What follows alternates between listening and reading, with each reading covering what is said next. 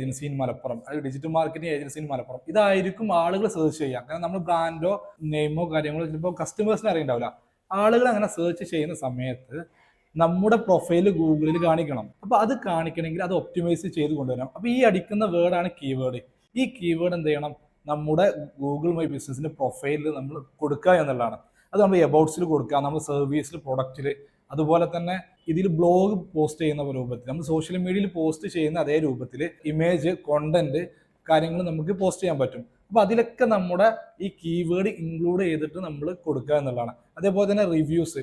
അപ്പോൾ റിവ്യൂസിൽ ഭയങ്കര ഇമ്പോർട്ടൻ്റ് ആയ ഒരു സംഭവമാണ് റിവ്യൂസിൽ നമ്മൾ കീവേഡ് ഇൻക്ലൂഡ് ചെയ്യുക. ബെസ്റ്റ് ഡിജിറ്റൽ മാർക്കറ്റിംഗ് ഏജൻസി അല്ലെങ്കിൽ ബെസ്റ്റ് ഡിജിറ്റൽ മാർക്കറ്റിംഗ് അക്കാദമി എന്നൊക്കെ നമ്മൾ കീവേഡിൽ ഇൻക്ലൂഡ് ചെയ്ത് കഴിഞ്ഞാൽ ആ കീവേഡിൽ ഗൂഗിൾ സെർച്ച് ചെയ്യുമ്പോൾ ഫ്രണ്ടിലേക്ക് വരും. അപ്പോൾ ശ്രദ്ധിക്കുക, നമ്മുടെ കൊടുക്കുന്ന ഏത് ടെക്സ്റ്റ് കണ്ടന്റ് ആണെങ്കിലും അതിലൊക്കെ നമ്മൾ കീവേഡ് ഇൻക്ലൂഡ് ചെയ്ത് കൊടുക്കുക എന്നുള്ളതാണ് എന്ത് ഒപ്റ്റിമൈസേഷന് വേണ്ടിയുള്ള മെയിൻ ഒരു ഫാക്ടർ.